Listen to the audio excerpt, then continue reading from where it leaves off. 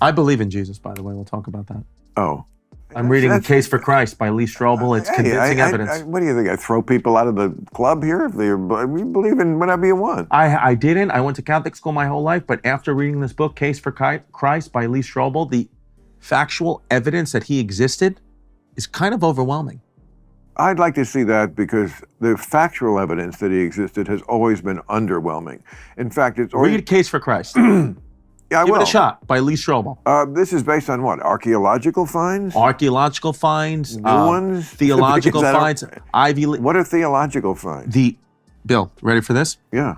If I told you, okay, if I told you factual evidence about Alexander the Great, you would believe me. Okay, but even still, it's a silly point because who cares if Jesus lived? It's whether he's then died and was reborn and is, up in heaven with his Father who's really him. Okay. That's the part where the rubber meets the road. Maybe he existed. I agree. That's absolutely possible. Fine. He may have existed. But according to Case for Christ, independent sources who didn't know each other, who wrote about him within 20 years of his death, talked about these miracles happening as in real time. Okay. In Club Random Podcast, where comedy and intellect regularly combine, Bill Maher and Chris Distefano engage in real time.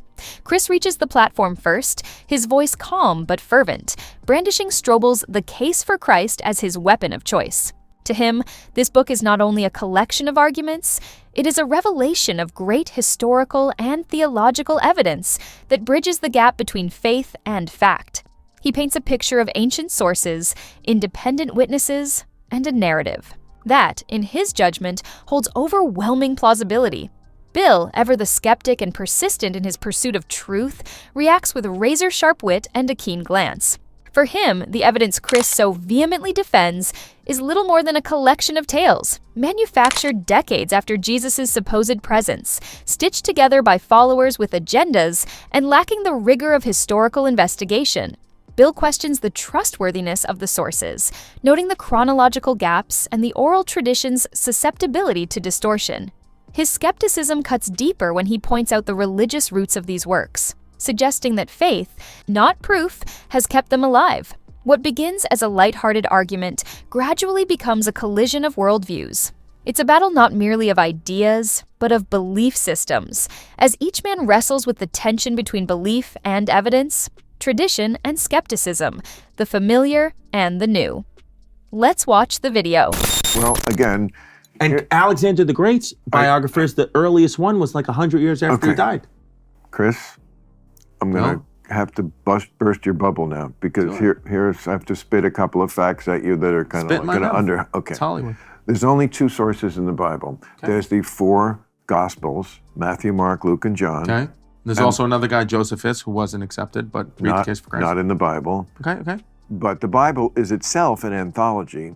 They found some few decades ago the Dead Sea Scrolls, which were other books that were just basically edited out. So right away we know a person decided what constituted the Bible, and just some stuff wound up on the cutting room floor. I get it. Council of Nicaea. I get it. Council of Nicaea, yes. 325 AD. Yes. That's when they decided the Christian religion. I agree with you. Right. I'm with you on that. I remember that. But I'm telling you, read this book. That's Emperor Constantine. Shout out Constantine, Turkey, all that. Well, the first one... Constantinople. The first one to change the Roman Empire to a Christian empire. They decided all the holidays. Took 3 centuries. I get it. And listen, Bill, but, I'm with you on that. But here's the important point. The argument concerning the historical presence of Jesus, as represented in this material, reveals the continuing tension between faith-based claims and logical skepticism. Advocates for Jesus' existence, including those who reference Lee Strobel's The Case for Christ, contend that there is adequate historical and theological evidence to support the idea. Strobel's study focuses on sources such as archaeological findings, independent accounts, and the Gospels to make a case for Jesus as a real historical figure. However, this strategy is met with strong opposition from skeptics who challenge the legitimacy of these sources. Critics argue that much of the evidence derives from religious texts written decades after Jesus' purported presence, raising concerns about their accuracy and impartiality. This gap in time, along with reliance on oral traditions, is seen as a major flaw, suggesting the stories may have been edited or embellished to fit religious objectives.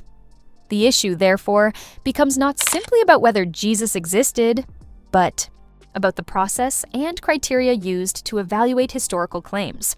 This debate highlights a broader conflict between belief systems grounded in religion. Yes, but the other I want to make your point, but let me just quickly. The game of telephone, yes, I agree with you that point, but the game of telephone in Jesus' times, according to Lee Strobel in the case of Christ, was the simple fact of we're playing the game of telephone. There's 10 people here. The game of telephone, as we know it today, is you say something in my ear and then it goes around 10 times, and by the time it gets to you, it's something radically different. This game of telephone, this ancient game of telephone was, but you tell it to me, then the third guy confirms what you said before it goes to the fourth guy. So there's a level of checking, checks and balances. Chris, you're working too hard. If you want to believe this shit, believe it. You don't have to convince me or I'm just convincing you of case for Christ. Or construct this scaffolding to which you hang this belief. Just believe it. It's all good. Okay. Don't come to me, and when you die at St. Peter's, I'm not getting you in. But you know, I can't go there with you. It's just, it's silly. And I'm just saying, it's nice the idea to believe in something. I'm just trying. And those that prioritize scientific evidence and historical accuracy. Their dispute grows into a heated exchange. Chris defending the chain of evidence with arguments about traditional checks and balances, while Bill dismisses it as a glorified game of telephone where narratives morph and distort with each retelling. For Chris, belief in the existence of Jesus is reinforced by the convergence of testimonies, even if rooted in faith. For Bill, the issue isn't merely whether Jesus existed, but whether the tales of miracles, resurrection, and divinity can withstand the cold light of reason. Is the other source of the Bible. Yes. There's Mark, Matthew, Luke, and John. I said the two names out of order because that's the order in the Bible. The first gospel, Mark, is 70 AD. Jesus dies in 33. So that's 40 years almost after he died. Okay. So not contemporaries. Paul comes before the gospel writers. He's writing around the year 50, in the 50s. Okay. So he's much closer to Jesus's time. So you'd think he would know more about Jesus than the people who came later, but actually St. Paul knows almost nothing about Jesus. He barely conceives of him as as a person who lived on earth. There's no details about his life like they are in the Gospels. So the people who came later know more than the person who wrote earlier. Just some food for thought. But, okay, I understand. But he does acknowledge at some point, right? Paul, aka Saul, knows that Jesus existed, right? He talks about him. He talks about, I'm saying he conceives him as a Godhead. He doesn't have this, it's not the narrative that's in the Gospels of Jesus went around and he did miracles and he did stuff and everybody loved him and he gets quoted a lot. He makes speeches, blessed are the meek. He has adventures. He goes into the desert. It's a whole thing. But what about... And then at the end, it's a whole drama with, he's crucified. Oh, no. Paul doesn't know any of this. All the stuff that the gospel writers obsess about and that are his biography. It's a little strange. But Paul, it's okay for Paul to be somebody who there was a lot of people who didn't like Jesus. You know what's okay? And that's okay. What's okay is that some people believe and other people don't. That's what's okay. It's like, that's you.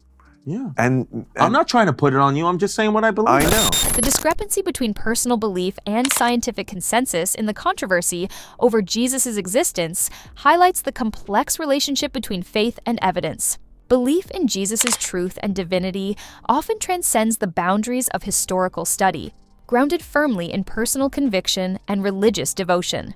For many, the question of whether Jesus lived is less about factual evidence and more about the enduring impact of his teachings and their relevance in shaping personal and societal identity. This perspective underscores the deeply personal nature of faith, which does not necessarily depend on the rigorous standards of historical analysis. Conversely, academic inquiry examines the issue through the lens of evidence, emphasizing the importance of contemporaneous sources and critical evaluation. While these approaches often clash, the discussion also reflects the need for mutual respect between differing viewpoints. It highlights the value of personal belief while advocating for open dialogue and the acceptance of other perspectives.